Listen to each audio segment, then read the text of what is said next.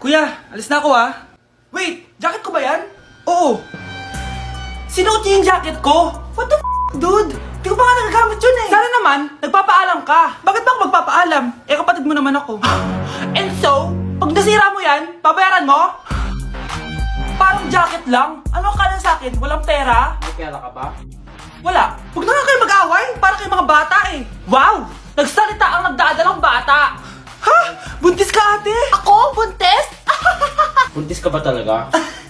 Bloated lang ako sis. Ma'am, parang wala po ata sa lesson natin yung number 5. Ay, wala ba? O sige, bonus na lang yan. Thank you, ma'am. Ma'am, wala po ata sa lesson natin yung number 5. Oh, anong gagawin ko? Puro ko kasi daldalan, kaya di mo alam. Ano? Favoritism si ma'am. May sinasabi ka? Ay, wala po. A few moments later. So, ganun lang siya kadali. Ma'am, pwede po pa-excuse? Sumasakit po yung puson ko sige, punta na lang sa clinic, may gamot doon. Sige po, ma'am. Nagets niyo ba, class? Ma'am, excuse po, sumasakit po yung puson ko.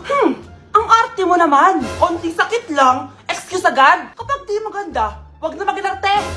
Kala mo naman ang ganda ni ma'am. Hello po, ma'am. Sorry po, absent ako kahapon. Nagkalagnat po kasi ako ganun ba? Sige, excuse na lang kita. Sige po, ma'am. Thank you po. Ma'am, excuse po. Nilagnat po kasi ako kahapon kaya di po ako nakapasok. Naku, tigilan mo ako Walang isang araw na lagnat. Ang sabihin mo, tamad kang pumasok? Ikaw nga, palagi ka nga di pumapasok Anong sabi mo? Totoo naman, ma'am. May favoritism ka. Susumbong kita sa principal. Maniniwala ba ang principal sa'yo? Wala ka namang ebidensya. Anak, mag-e-exam tayo mamaya Dapat mas mataas grades mo kay Scarlett. Oo naman, Nay. Mas magaling naman ako sa kanya. Anak ni ma'am si Samantha. Eto yung mga sagot mamaya sa exam. I-perfect mo yan. Sige na, Nay. Baka may makakita pa sa atin. Humanda kayong dalawa sa principal. Tapos na yung maliligayang araw niyo. Ang bago nating top 1 ay si Samantha. Ang galing mo, Samantha. Naku, basic lang yan. Paano nangyari yun? Pasado kayong lahat, pero may isang bagsak. Si Scarlett, halatang favorite mo si Samantha. Pares lang kami ng average. Paano ako bumagsak? Di ba sinasagot mo ako? Di bagsak ka ngayon? Umanda ka sa akin. A few moments later. Class, mag-behave kayo. Nandito yung principal natin. Magandang umaga, class. Kamusta yung bago nating teacher? Gusto ko pong i-report yung teacher na yan dahil may favoritism po yan. Favoritism? Sinungaling ka, Scarlett! Mabait sa amin si ma'am! Opo ma'am! Mabait po ako sa kanila! Pantay-pantay lang po yung tingin ko sa kanila! Huwag mo na pagtakpan nanay mo, Samantha! Hala, OMG, magnanay sila. Ma'am principal, pagpasensyahan niyo na siya. Baka di niya alam yung sinasabi niya. Meron ako ebidensya dito na nagpapatunay na binigyan ng sagot ni ma'am si Samantha. At tinawag ng nanay si ma'am. Bawal to sa school natin Kayong dalawa, mag-usap tayo sa principal's office. Ma'am, magpapaliwanag po ako. Ang bago nating top 1 ay si Scarlett. Yes, Scarlett, deserve mo yan. Marami pong salamat, ma'am principal. Alam mo, buti na lang hindi mo na teacher yung nanay mo. Anong sabi mo? Hindi mo ba alam na magkapatid kayo ni Samantha? Iisa lang kayo ng nanay. Na-like ng kifi ko. Anak, anong ibig sabihin ng kifi? Galing naman nito. Anak, ano ginagawa mo? Nay, nagla-like po ako ng mga post sa TikTok. Nagla-like? Bakit mo binababa? Ito na po kasi uso ngayon, Nay, yung magla-like ka gamit yung kifi mo. Ano ba, may mga bata ngayon na malalaman nyo sa TikTok? TikTok pa! Ayan, mga nakukuha nyo. Ang KJ mo naman, Nay. Try mo kaya? Ay, naku, Scarlett, huwag mo kini-influensya sa mga ganyan mo, Oo nga, ang sarap sa feeling. Diba? Like! Na-like ng kifi ko. Nay, pengi baon? Ito anak. Lo, bakit 20 lang? May mabibili ba ako dito, Nay? Aba, ba't di ka na lang magpasalamat? May baon ka pa. Nay, dagdagan mo to. Teka lang, nasan yung hanger ko? Okay na pala to, Nay. Bye-bye na. Nay, nagsweldo na ako. Ay, hindi na anak. Ipunin mo na lang to. Sige na, Nay. Pambili mo din ng gamot yan. Sige. Salamat, anak, Anak, kainin mo na to. Nay, ayoko nga niya. Aba, ang dami-dami nagugutom dyan na bata sa labas. Tas umamin ka nga sa akin, Brianna. Bakit ang daming pera ng wallet mo? Hindi ko po alam, Your Honor.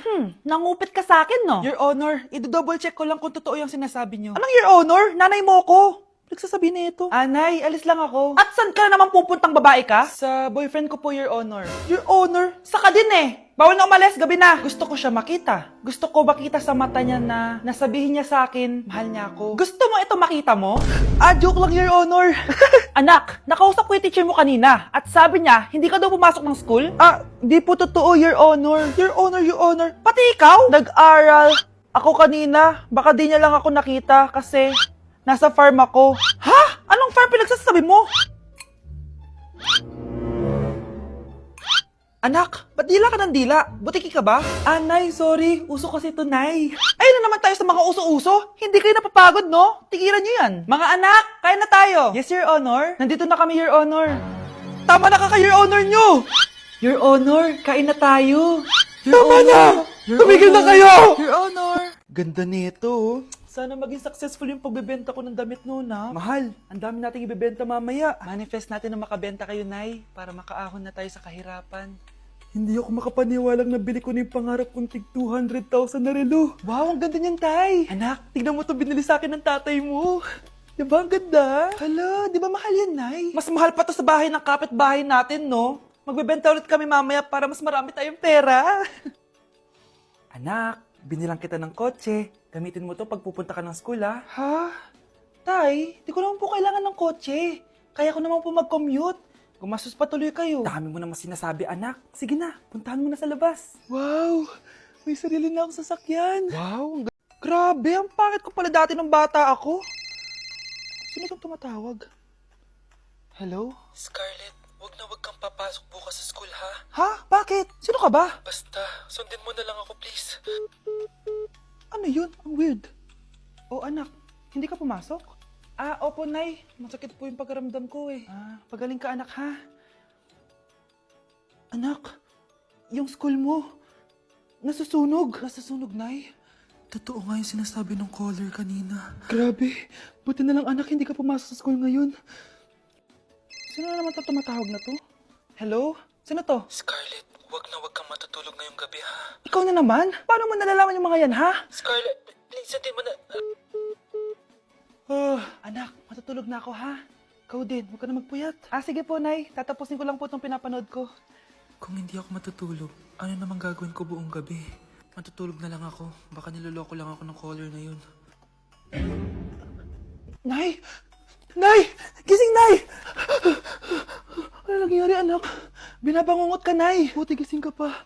At nagising mo ako. Sino ba talaga yung caller na yun? Sino ka ba talaga, ha? Bakit alam mo lahat ng mga masasamang mangyayari? Gusto mo ba talaga ako makilala, Scarlett? Oo, dahil hindi ako matatahimik. Magkita tayo malapit sa puno ng mangga. Hello? May tao ba dyan? Hi, Scarlett. Ikaw ba yung caller? Gusto mo ba talagang makita kung sino ako? Oo. Ako ikaw, Scarlett. Galing ako sa future. Ikaw ako? Kailangan kong ayusin yung mga nangyaring masama. Paano? Paano nangyari yun? Basta, Scarlett, ayusin mo yung mga desisyon mo sa buhay, ha? Sige na, baka mahuli pa ako ng mga humahabol sa akin. Sandali! Sino humahabol sa'yo? Tama na! Ano to? Para na namang ulam? Mahal, pangako bukas, may kakainin na tayo. Sinabi mo rin yan kahapon. Paano tong anak natin, ha? Paano natin ito bubuhayin? Mahal, please, magtulungan tayo. Makakaahon din tayo dito. Ayoko na. O ito, ikaw na maghalaga niyan. Mahal, please, wag mo naman kaming iwan. Babalik na ako sa dati kong buhay. Sa buhay na nakakain ako na masarap. Sa buhay na nakakapag-party ako. Sa buhay na prinsesa ako. Ayoko na ng gantong buhay. Mahal, please, babawi ako. Kaya mo na yan. At wag na ako gugulin, ha? Anak, pangako hindi kita iiwan, ha? Nandito lang ako para sa'yo. Hindi kita papabayaan. Okay, Mr. Ramon? Ma'am, tanggap na po ba ako sa trabaho? Sorry sir. Based sa resume mo, hindi ka pala nakapagtapos ng college. Ang hanap po namin is college graduate. Uy Ramon, mukhang galing ka sa interview Natanggap ka? Hindi nga eh. Baka may alam kang pwede kong pasukan ng trabaho. Pwede ako. Sige, sabihan kita ha. Salamat Susan. Dami naman basura dito. Ramon! May hiring daw yung kakilala ko at pwede ka daw doon magtrabaho. Ha? Talaga? Sa wakas, mabibilin ko na lahat ng pangangailangan ng anak ko. May anak ka pala? Oo. Iniwan kami ng nanay niya dahil di niya kaya tong gantong buhay. Hayaan mo, hindi mo deserve yun. Wow, ang bilis. May pumalit na agad sa akin. Mali ka nang iniisip. Alam mo ba, Ramon, nabibili ko na lahat ng gusto ko ngayon. Kumakain kami sa magandang restaurant at nakatira ako sa mansyon. Ha? Honey, tara na. Ipag-shopping pa kita mamaya. Baka malit pa tayo sa dinner natin. Okay, honey, papunta na. At ikaw, babae ka. Kung ayaw mong masira ang buhay mo, layuan mo yung lalaking yan.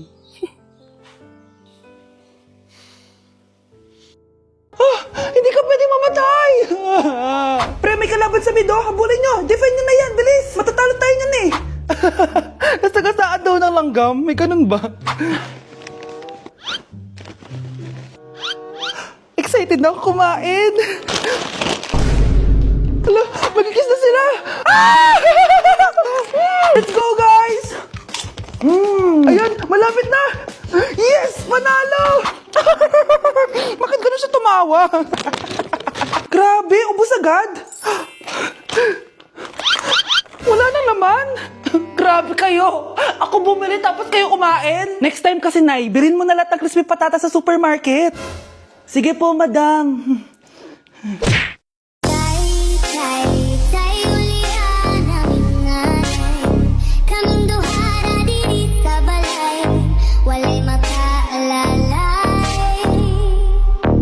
Anak, nakita mo ba yung cellphone ng tatay mo? Nilagay ko dun sa loob ng kabaong niya bago siya ilibing. Ha?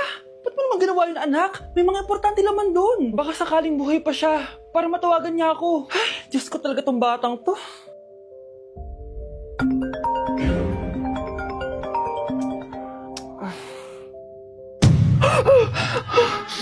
Matawag si tatay. Nay, kailangan natin pumunta sa sementeryo. Tumawag sa akin si tatay. Anak, pwede ba? Wala akong oras makipagbiruan sa'yo. Marami pa ako tatapos ng trabaho. Pero Nay, pag di ka pa tumigil, kukunin ko yung cellphone mo. Tay, sumagot ka.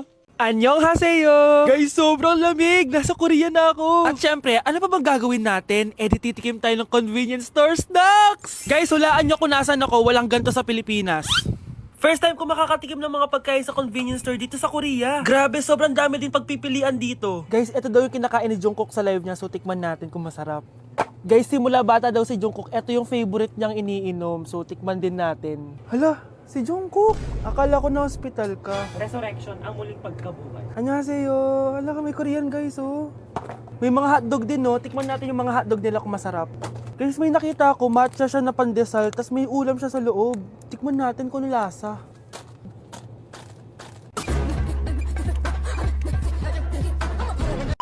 Charan! Tikman na natin sila, guys. Unahin na natin to favorite snack ni Jungkook. Kancha daw yung pangalan nito, guys. Tikman na natin. Sarap! Honey Bunch! And syempre, di natin pwedeng tikman nang wala si Jungkook. Jungkook imnida.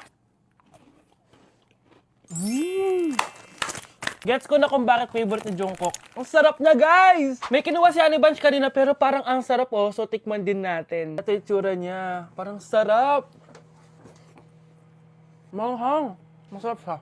7.5 out of 10. Nandito ako sa Japan at kakain tayo kasi di ako makatulog, guys. Time check, 1 AM na. Imbis na natutulog, kakain tayo. Buti na lang talaga sobrang lapit lang ng Family Mart sa hotel namin. Ito yung hotel namin, tapos ito lang yung Family Mart. Diba sobrang lapit? Sobrang daming pwedeng bilhin, oh. Daming onigiri, oh. Kuha tayo neto. Mukhang masarap tong chicken and vegetables. Hindi naman ako sobrang gutom. May mga gusto lang ako itry. Kuha tayo netong favorite kong drink. Try naman natin tong blueberry na flavor. Tapos ganito din yung Yakult nila dito. Actually, pampatulog pala to. Akala ko Yakult talaga siya. Ito muna bibilin ko dito. Hanap tayo ng 7-Eleven. Ito guys, may nahanap ako 7-Eleven. Parang masarap to, oh. Mukha siya lasagna. Tikman natin. Dito na lang natin siya kainin sa labas. Parang fantasy din kumain dito sa kalsada nila. Sobrang safe dito sa Japan, promise. Unahin na natin tong sushi. Alam nyo ba, kahit maglakad kayo mag-isa dito, sobrang safe, promise. Walang mga haras sa inyo. Walang kriminal, ganyan. Kaya ang sarap maglakad sa labas kasi alam mong safe ka, di ba? Tapos, sobrang babait pa ng mga Japanese. Swear. Pero sabi naman ng ibang Japanese, parang mas lang nila yon, pero ang totoo, ginajudge ka nila. Pero at least, di ba, mabait sila. Di ka gaya na pumunta ako ng Hong Kong, sobrang susungit ng mga tao, sisigawan ka pa. Kapag may hinahanap ka, talagang tutulungan ka nila. Tapos palagi sila nakasmile. Kaya promise, Japan talaga yung favorite country ko. Last bite. Okay, next natin itong parang lasagna. Guys, sobrang bango. Sobrang sarap ng itsura niya. Tikman na natin. Ang sarap! Ito din yung gusto ko sa Japan, sobrang sarap ng mga pagkain nila. Like be, promise. Wala pa kami natitikman dito sa Japan na hindi masarap. Kaya every time na pupunta talaga kami dito, promise na yon, natataba kami. Pero okay lang, Japan to eh. Alam nyo, minsan, naisip ko na dito na lang kaya kami tumira. Pero